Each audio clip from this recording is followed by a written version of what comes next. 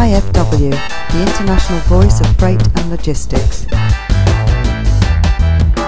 Thanks for tuning into IFW Radio, the voice of the freight and logistics industry. I'm Kizin Kwacha, and I'm joined today by our intrepid news hound, Mr. Damien Brett, who's going to be bringing us a roundup of the week's headlines in the news. Over to you, Damien. Hello everyone, welcome to another IFW News Roundup with me, Damien Brett, IFW's Chief Reporter. Thanks very much, Kizzy, for the lovely introduction. Always appreciated. Now, before I start, I have to make a massive apology to everyone because we didn't do a news roundup last week. I know a lot of you probably had sleepless nights on Sunday. Well, I say a lot of you, but the two listeners we have, maybe, I'm only kidding, we've got lots of listeners. Well, I hope we have.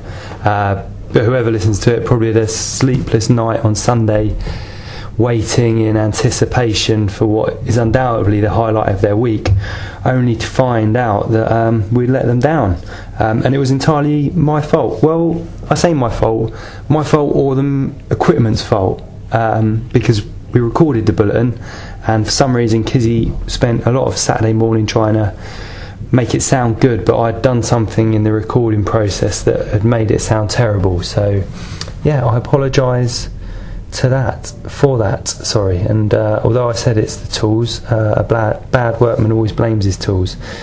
So yeah, sorry about that. Anyway, enough of me chatting, and we'll crack on. We've got two features this week. We've got my pick of the news story of the week, which I'll be talking about in a minute, and then we've got the top 5 most read stories from the IFW website. Right.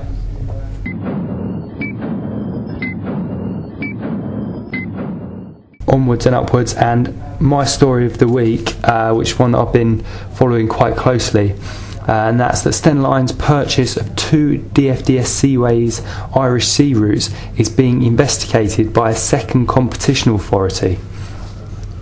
The UK's Office of Fair Trading said it had referred Stena's €50 million bid for the Belfast Birkenhead and Belfast Heysham services to the Competition Commission. The Competition Commission, in case you didn't know, is an independent UK public body. The OFT said that its investigation into the deal had been complicated because a day after the deal had been announced, Stena decided to close its Fleetwood Larne route, which competed with the slow down, Damien. DFDS routes. I was getting carried away then. In assessing the acquisition of the routes, the OFT had to consider whether Stena would have exited the Fleetwood Larne route regardless of the purchase.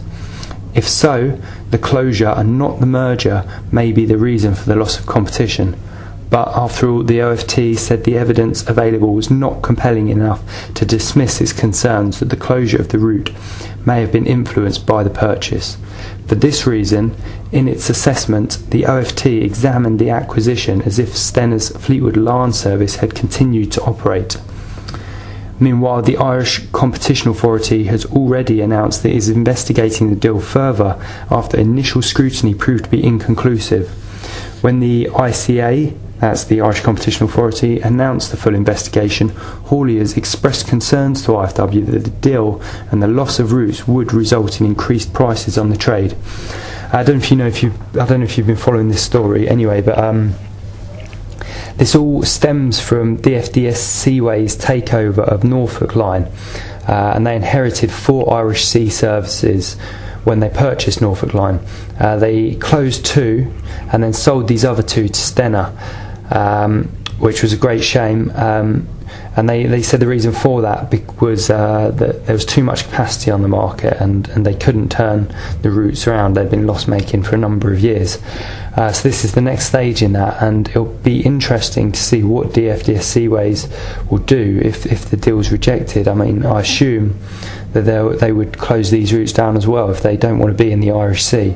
Either that or they'd try and find a second buyer, but yeah, we'll have to see how that one progresses.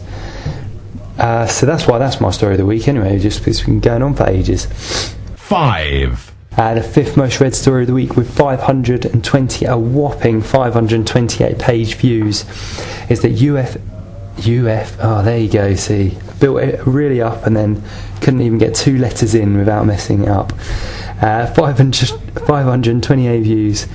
US efforts to push through 100% cargo screening by the end of this year will come unstuck unless standard global security rules can be agreed in the coming months, according to Andrew Herdman, Director General of the Association of Asia Pacific Airlines. Herdman said the US Transportation Security Administration's aim of introducing 100% cargo screening this year for all air cargo on international passenger flights to the US, and that's 2 years earlier than planned at the moment, would require a huge degree of cooperation between agencies in different countries. 4. Now, the 4th most read story of the week, and this is a good story actually, it's one of mine, so it's going to be a classic, isn't it? But last year's IFW Freight Personality of the Year, Hilary Devey, or it could be Devey, I'm not sure which, Hilary Devey has been unveiled as the latest top business expert to join the hit BBC TV show Dragon's Den. Her name's a bit like, I don't know if you ever see that terrible UK sitcom called Keeping Up Appearances, but there's a lady in it called Hyacinth Bouquet, but everyone pronounces her name Bucket, and she gets annoyed about it. Anyway, I've gone off on one there. Where was I? Hilary Devey, Palex founder, who received the inaugural Freight Personality of the Year award at IFW's Awards in October, will join a panel of 5 expert investors who review budding entrepreneurs' ideas for new products or businesses to potentially invest their own cash. I don't know if this show Dragon's Den is on in other countries, but yeah, it's a bit of a kind of 9 o'clock in the evening slot show. Can be quite funny. Some of the inventors that go on there are just oddballs. It's a bit like kind of X Factor or Pop Idol, American Idol, whatever it's called, but for entrepreneurs. Yeah, good show. Devey, or Devey, we don't know which, said she understood the plight of the entrepreneur because the banks had refused to fund the fledgling Palex network. Well, that's a shame, but she's gone to prove them wrong. The 4th most read story of the week. Hang on, that was the 4th most read story of the week. The 5th, no, it's all gone wrong. 3. The 3rd most read story of the week, with 647 views, is that Trans-Pacific carriers claim that rate hikes planned for this year will be justified by growing cargo demand, while late vessel deliveries and equipment shortages could temper predicted capacity increases. Representing leading carriers operating on the Asia-US trades, the Trans-Pacific Stabilisation Agreement said cargo demand would continue to improve during 2011 as the US economy recovered, and this growth would absorb most new capacity entering the market. It's quite an interesting story actually, because on most of the East-West trades this year there's kind of been a bit of an anticipation by many that there's just too many vessels coming on stream, and the decline of rates that we've noticed so far this year would continue as the year progressed. So this is kind of the carriers hitting back and going, whoa there, you're wrong, rates are going to be fine, in fact they're going to increase. So yeah, it's going to be interesting following this story. 2. The 2nd most read story of the week, this is quite incredible actually. It shows how interested people are in piracy, because this story first appeared on the Bulletin 2 weeks ago, I think. I'm not quite sure of the exact date, I should have written it down, but we're very unprofessional, so I haven't.